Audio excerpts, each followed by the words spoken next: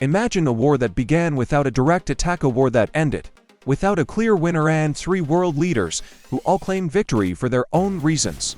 What if this war wasn't just about nuclear threats, but also about power, politics, and saving reputations? From secret airstrikes and advanced stealth bombers to courtroom drama and global ceasefires, it's the unbelievable story behind the 12-day Iran-Israel conflict. Welcome to Profit Powerhouse, where today we uncover how this sudden war erupted, what really caused it, and why the ceasefire might just be the most strategic move of all. The 13th of June 2025, 3 a.m., over 200 Israeli fighter jets invaded Iranian airspace, targeting more than 100 nuclear, military, and infrastructure sites in a highly coordinated attack. Operation Rising Lion, as Israel called it, killed around 80 people and injured 320, most of them civilians. But the real shock came from the deaths of several high-ranking officials, including Iran's Chief of Staff Mohammad Bagheri and IRGC Commander Hossein Salami. Among the dead were 6 nuclear scientists, which signaled something far bigger than a traditional airstrike. The oddest part, Iran hadn't done anything in that moment to provoke Israel. There was no recent missile strike, no nuclear test, not even a military maneuver near Israeli borders. So why did Israel strike first? Prime Minister Netanyahu justified the move as preemptive self-defense, claiming Iran was suspiciously close to developing nuclear weapons. Yet, according to the IAEA's own leaked report, Iran had only accumulated enriched uranium on an actual nuclear weapon. This wasn't the first time fears about weapons of mass destruction were used as justification for war. And in this case, that suspicion triggered a chain reaction. The United States, under the leadership of Donald Trump, soon followed with its own aggressive stance. Trump gave Iran a 2-week ultimatum to sign a new nuclear deal. But just 2 days later, American B-2 stealth bombers dropped more than 14 GBU-57 bunker buster bombs on Iran's underground enrichment facilities in Fordo, Natanz, and Isfahan. These bunkers were built hundreds of meters under mountains, designed to resist traditional attacks.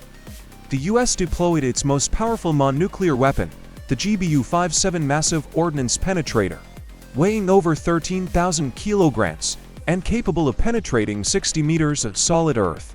D-2 bombers flew 37 hours non-stop from Missouri to complete the mission. Meanwhile, a submarine-launched Tomahawk missile targeted Iran's Isfahan site. Trump later declared the mission a total success, yet the truth was more complicated. Iran's counterattack came on June 23, when it fired 19 missiles at the U.S. airbase in Qatar. Only one landed, and strangely, Iran had warned both the U.S. and Qatar before the strike, allowing evacuation. This move signaled that Iran was retaliating for domestic perception, not necessarily looking to escalate the war. That very next day, Trump surprisingly declared a complete ceasefire between Iran and Israel. The world watched in confusion. How could such a sudden and brutal conflict end so quickly? Behind the scenes, it seemed both Iran and the U.S. were never fully invested in sustaining this war. What was really going on? Netanyahu, 10 days before the initial strike, had just begun his cross-examinations in a long-standing corruption trial. Incredibly, he responded with "I don't remember" over 1778 times in court. Critics, including a former IDF general, accused him of escalating military actions, especially the war in Gaza. And now Iran to stall legal proceedings and cling to political power. Meanwhile, Donald Trump was trying to rebrand himself as the world's peacemaker. He took credit for stopping the India-Pakistan conflict and now the Iran-Israel war, even mentioning the Nobel Prize 6 times in one social media post. His main concern, appearing as a global savior before the upcoming election. The Israeli public's opinion was split. A majority initially supported the Iran attack, yet many surveys showed citizens were skeptical of Netanyahu's intentions. Over 60% of Israelis reportedly favor ending the Gaza conflict, especially if it meant securing the release of hostages. In December 2024, Israel had passed a law granting near-total immunity to parliament members. Critics argued this was done to shield Netanyahu from prosecution. Trump even urged Israel to cancel Netanyahu's corruption trial, calling it a witch hunt. Geopolitical negotiation helped cement the ceasefire. Qatar acted as an intermediary. Trump urged Netanyahu to agree. Iran, through back-channel communication, signaled it wouldn't pursue further retaliation if America stepped back. The resulting agreement paused hostilities. But then came one final act. Just hours after the ceasefire was announced, Iran launched ballistic missiles at Israel. Israel retaliated by destroying a radar site near Tehran. Both countries claimed these final acts were justified, performed under the umbrella of last responses. Trump expressed his displeasure, saying both nations had broken the spirit of the deal. So, how much damage did the war actually cause to Iran's nuclear program? Trump claimed total obliteration, yet U.S. intelligence reports suggest otherwise. According to the Defense Intelligence Agency, Iran had already removed enriched uranium from critical sites before the bombings. The most significant damage occurred to surface-level infrastructure. Core facilities and centrifuges remained mostly intact. So what happens now? Will Iran halt its nuclear ambitions? Experts believe the opposite. Like North Korea, which has avoided attack by possessing nuclear weapons, Iran might now be even more determined. The Washington-based Arms Control Association said a strike like this will only strengthen Iran's desire to develop a nuclear deterrent.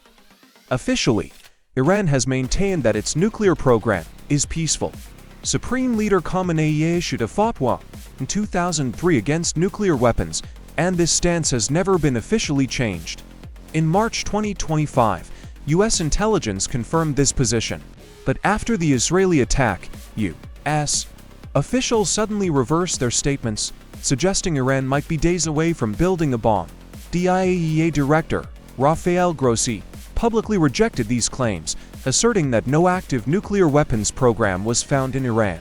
The leaked report Israel used as justification had no new revelations. It echoed the same information the IAEA had been aware of for months. This mirrors the infamous Iraq invasion in 2003, when the U.S. falsely claimed that Saddam Hussein had weapons of mass destruction. After years of conflict and millions in losses, no such weapons were ever found. A solution to this problem exists: a diplomatic nuclear deal. In 2015, under President Obama, the Joint Comprehensive Plan of Action (JCPOA) was signed with Iran. It limited uranium enrichment to 3.67% and granted IAEA full inspection rights. In return, sanctions were lifted, enabling Iran to re-enter global trade. This agreement worked until Trump unilaterally withdrew from it in 2018. Why did Trump pull out? Analysts argue that he simply wanted to undo Obama's legacy. With the deal gone, sanctions returned, IAEA inspections stopped, and Iran resumed enrichment, eventually reaching 60% levels. Ironically, this enrichment was later used as the reason to launch airstrikes.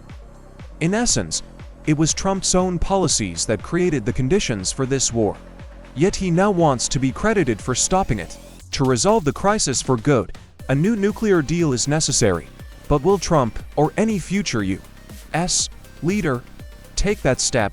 That decision could be the key to preventing another sudden, unexplained war.